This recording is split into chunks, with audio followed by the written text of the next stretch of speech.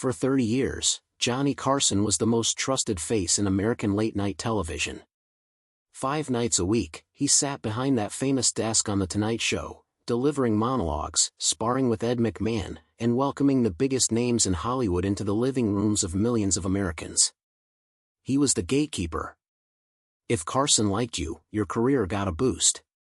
If he booked you repeatedly, you were practically royalty. And if Johnny laughed at your joke, the whole country laughed with him. But behind that perfectly composed smile was a man who watched everything. Carson was famous for being private and intensely perceptive. He didn't volunteer opinions casually, and he wasn't the type to air grievances publicly. Yet those who worked closely with him, producers, directors, longtime writers, and friends, consistently described the same phenomenon. Carson kept a mental ledger. He remembered how guests treated the crew, how they behaved during commercial breaks, and whether the person sitting on his couch was genuine or performing. Most of the time, he kept his conclusions to himself. But in private, with the people he truly trusted, Carson could be devastatingly candid about the celebrities he privately despised. What follows are 9 of the most significant names on that unofficial blacklist, Golden Age icons who dazzled the public but revealed something far darker when the cameras stopped rolling. Joan Crawford was a living monument to old Hollywood when she appeared on The Tonight Show. She arrived immaculately presented, her posture impeccable, her public warmth carefully calibrated. Audiences at home saw a grande dame of cinema graciously connecting with the modern television audience.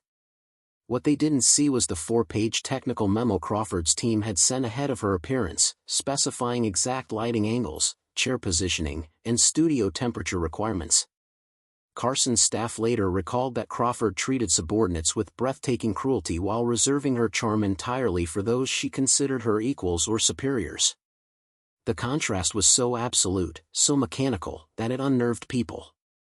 During commercial breaks she would go stone silent, her expression blank, then reanimate the moment the red light returned, as if she had simply switched herself off and back on again. Carson, who prided himself on finding genuine human connection with his guests, reportedly found the experience deeply unsettling. There was nothing spontaneous about her, nothing unguarded. Every laugh had been rehearsed, every pause calculated, every gesture placed with the precision of someone who had spent decades constructing a public self so thoroughly that the private one had all but disappeared.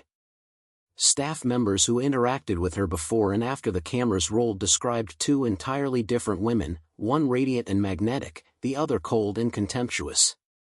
Years later, when Christina Crawford's memoir laid bare the alleged horrors of her childhood under Joan's roof, those who had witnessed Crawford backstage were not particularly surprised. Carson, who had seen her switch herself on and off like a machine, simply nodded when the book came out and said he believed every word. On screen, Frank Sinatra and Carson maintained a veneer of mutual respect. Off camera, the dynamic was something else entirely. Sinatra's entourage was notorious among the Tonight Show staff, not typical show business handlers but a collection of hard-edged men who would position themselves around the studio as though conducting surveillance.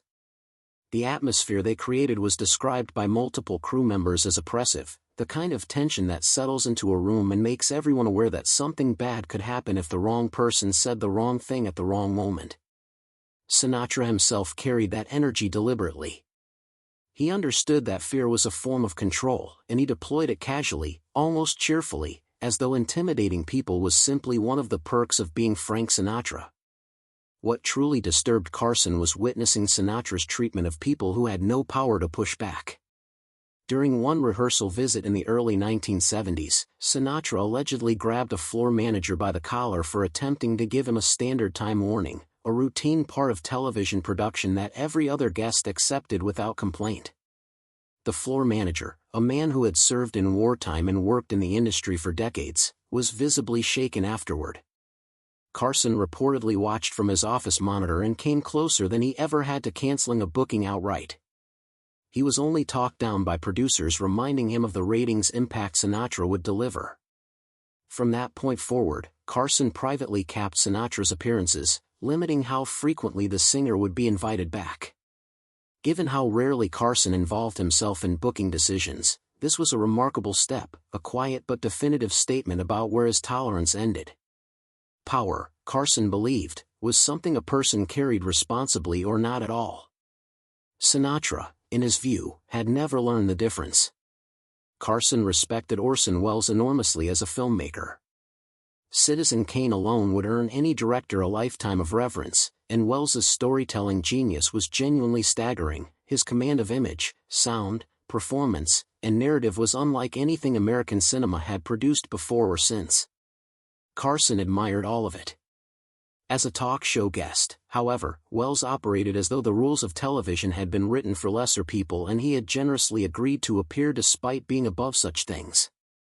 He routinely dismissed the prepared questions Carson's writers developed, sent back planning documents unmarked, and then arrived ready to hold court entirely on his own terms, launching into whatever subject interested him that evening with complete disregard for the show's structure or the other guests waiting in the green room.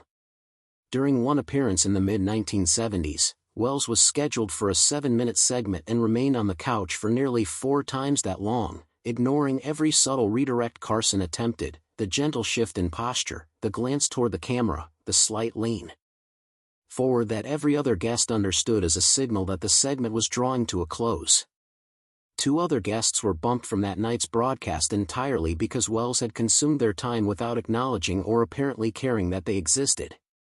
He also had the infuriating habit of attempting to direct the camera operators from his seat, actually standing at one point to gesture at the angles he preferred, on someone else's show, in someone else's studio, surrounded by professionals who had been doing their jobs long before Welles decided to offer his unsolicited guidance. Carson's frustration was not with Welles's intelligence or his opinions or even his tendency toward lengthy storytelling. It was with the unspoken premise behind every visit, that Welles's time and instincts mattered more than the show, its crew, and the other guests who had prepared and shown up professionally. Brilliance, Carson reportedly said to Ed McMahon after one particularly difficult taping, is not a license to treat other people as inconveniences. Bette Davis was one of the most gifted actresses in the history of American cinema, and she knew it. She had 2 Academy Awards, a career stretching back to the early 1930s, and a body of work that genuinely justified the reverence in which she was held. She also appeared to believe that all of this entitled her to behave however she chose in any setting she entered, toward any person she encountered, without apology or consequence. Tonight Show staff from multiple eras recalled Davis as one of the most verbally punishing guests in the show's history, not because she was particularly mean-spirited in a calculating way, but because she seemed to have no internal filter whatsoever separating what she thought from what she said out loud in the presence of other human beings. Whatever crossed her mind left her mouth, and what crossed her mind was frequently unkind. Younger performers sharing the couch with Davis would often find themselves talked over, interrupted mid-sentence, or simply subjected to her physical disengagement. She would turn her back mid-interview if someone else was getting more laughs, as though the act of another person being entertaining in her presence was a personal offense she was not obligated to endure gracefully. Her drinking before tapings was an open secret among the staff, and it loosened a tongue that was already sharp enough to draw blood without any chemical assistance. Carson tolerated a great deal from difficult guests in the name of professionalism, but he drew a firm line at watching Davis berate junior crew members who had no standing to defend themselves. On at least one documented occasion he intervened quietly but unmistakably, crossing the studio floor to stand beside her and telling her directly that on his show everyone was spoken to with respect, regardless of their position. Davis, a woman who was genuinely unaccustomed to being told anything by anyone, stared at him for a long moment and then backed down. But after her final appearance on the program, Carson made his feelings clear to his producer. Great talent did not make a person's cruelty acceptable, and life was genuinely too short to spend it being verbally flogged by someone who mistook her Oscar shelf for a license to wound people. Mickey Rooney had been the biggest box office star in America before most of his Tonight Show interviewers were born. From 1939 to 1941 he had been the #1 draw in Hollywood, a young performer of almost supernatural energy and range whose work alongside Judy Garland had become the defining image of a certain kind of American optimism. That kind of historical status can be deeply seductive. It can convince a person, over the long decades that follow the peak, that the standards which apply to everyone else simply do not apply to them. By the time Rooney was a regular guest on Carson's program in the 1970s, well into his 50s, he had developed a reputation among female production staff that made his appearances genuinely dreaded by the young women assigned to work near him. They would request reassignments when they learned Rooney was booked, and those requests were telling, not the ordinary reluctance that sometimes comes with a demanding guest, but something more urgent and specific. His behavior, unwanted physical contact, suggestive comments delivered with the grinning confidence of a man who expected them to land as flattery, an inability or unwillingness to accept that professional boundaries applied to him in the same way they applied to everyone else, was dismissed by some observers as generational, a product of an era when such conduct was not only commonplace in Hollywood but actively encouraged as evidence of a leading man's virility. Carson did not share this charitable interpretation. He understood the generational gap intellectually, but he also believed with quiet conviction that certain standards of basic human decency were not generational constructs subject to revision, they were obligations that existed regardless of when a person was born or how famous they had become. When Rooney's conduct toward a young actress appearing on the same broadcast became too visible and too egregious to ignore or absorb, Carson took the rare and remarkable step of personally apologizing to her after the taping was complete. The director who witnessed it said he had never seen Carson so visibly embarrassed by a guest's behavior. He then quietly restructured how Rooney's future appearances were handled, moving them away from live evening broadcasts and toward pre-taped daytime sessions when Rooney was booked, a logistical adjustment that communicated, without a single direct confrontation, exactly how much trust Carson now placed in his conduct. Zsa Zsa Gabor was, in many ways, a brilliant creation, perhaps one of the most self-aware celebrity constructions in the history of American entertainment. Long before the concept of being famous for being famous had been identified and named, Gabor had understood it intuitively and built an entire career on its foundation. She grasped that personality could be a product, that a carefully calibrated combination of glamour and outrage and self-deprecating humor about her own excesses would keep audiences perpetually entertained and perpetually talking. As a television presence she was undeniably compelling, arriving with her Hungarian accent perfectly deployed, her jewels catching the studio lights, and her bottomless supply of anecdotes about her many marriages delivered with the timing of a seasoned comedian. What she also arrived with, on every single visit, was a list of requirements so extensive and so specific that Tonight Show staff collectively regarded the process of accommodating her as a form of hostage negotiation conducted under time pressure. Orchids only in her dressing room, no carnations under any circumstances. Exactly 3 ice cubes in the Perrier, not 2, not 4. Her own personal lighting technician, flown in at the show's expense from wherever she happened to be based at the time, because the show's own award-winning lighting crew was apparently insufficient. No female guests under the age of 40 booked on the same episode, a requirement that created significant logistical complications given how the show's bookings were assembled. When these requirements were unmet, which was sometimes genuinely unavoidable given the chaotic realities of live television production, Gabor would simply decline to leave her dressing room, holding the entire broadcast hostage while crew members scrambled, other guests waited in growing frustration, and the show's carefully constructed schedule collapsed around her. Carson, who ran an operation built on genuine respect for the time and professionalism of everyone involved, found this behavior maddening in a way that was distinct from his frustration with other difficult guests. He dealt with it through charm when charm was available and exasperation in private when it wasn't, once suggesting to his executive producer with heavy irony that perhaps they should simply rename the program and offer Gabor the hosting chair, since she seemed to believe it was already hers.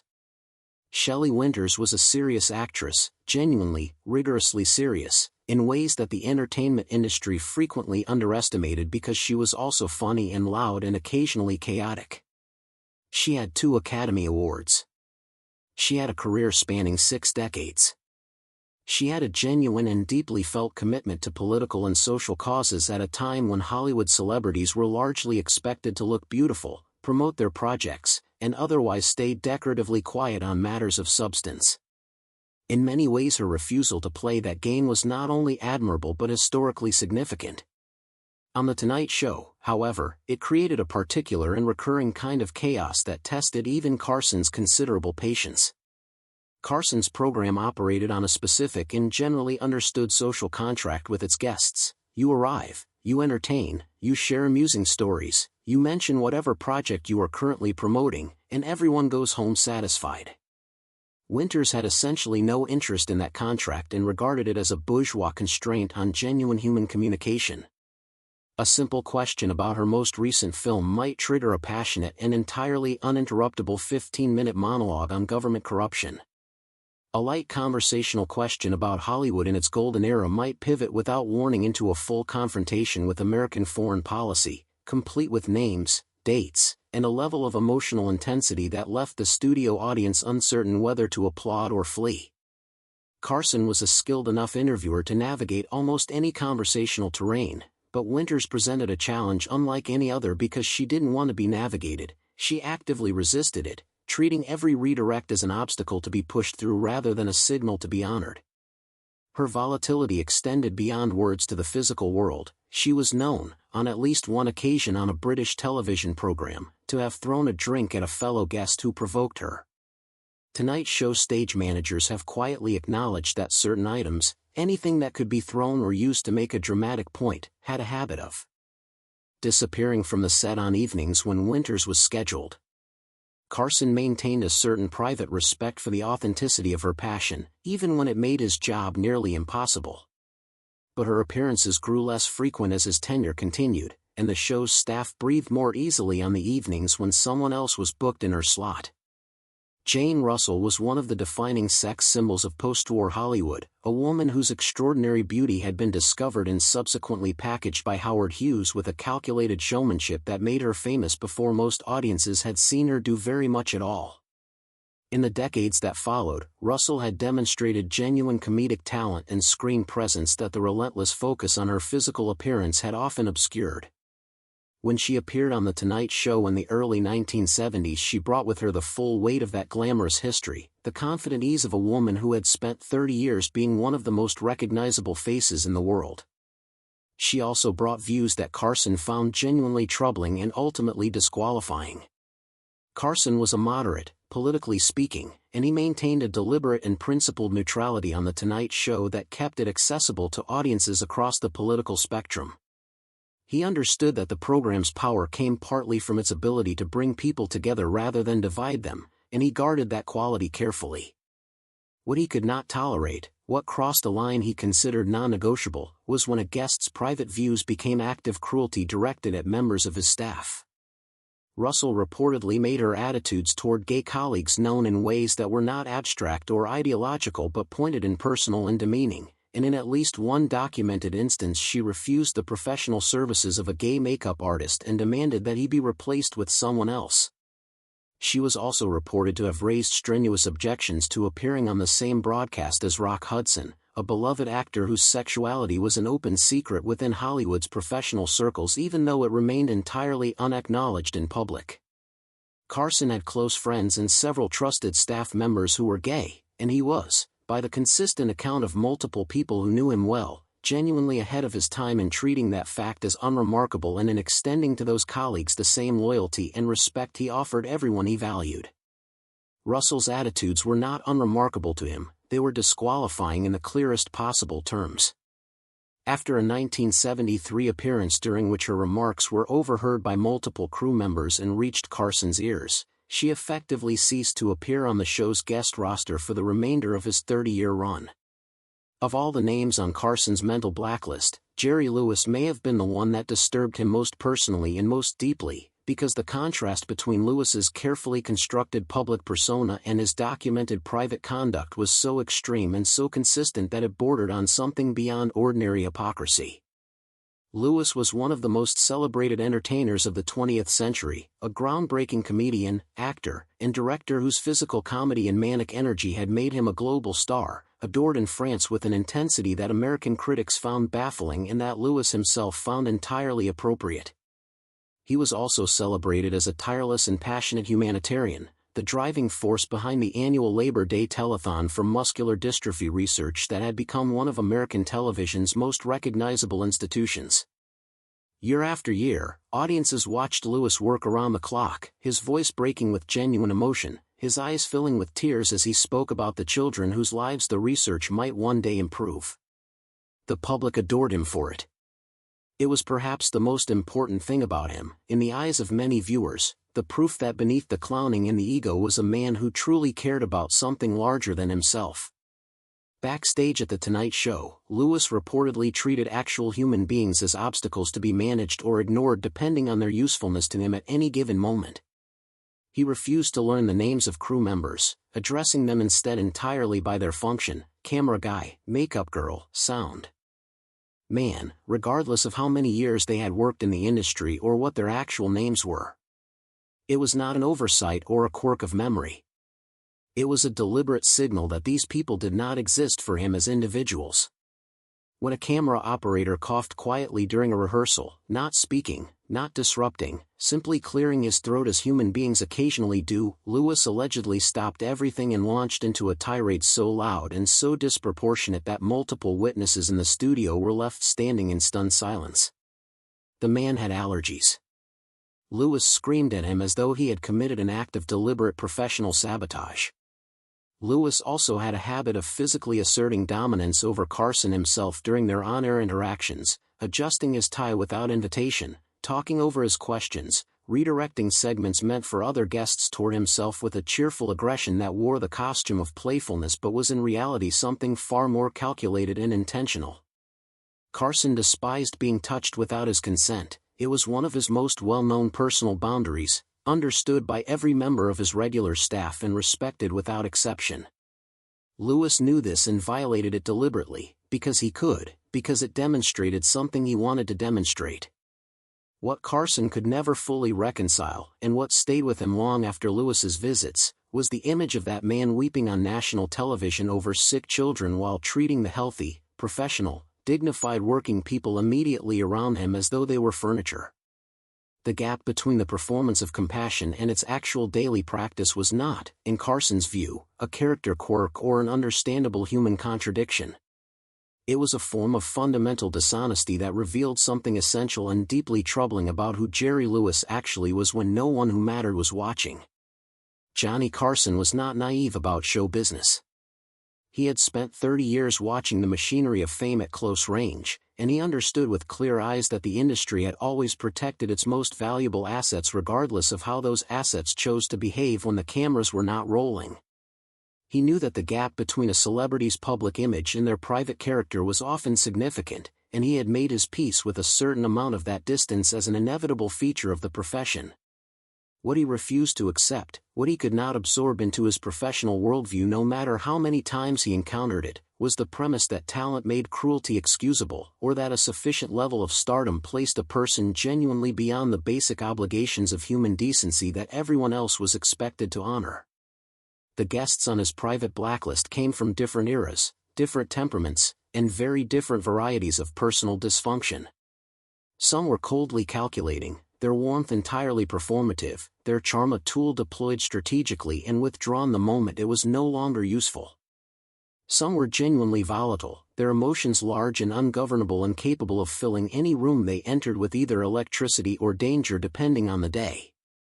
Some had simply spent so many consecutive years being accommodated, excused, and deferred to that they had gradually and perhaps unconsciously lost the ability to recognize when they were causing harm, so thoroughly had the feedback loop been broken.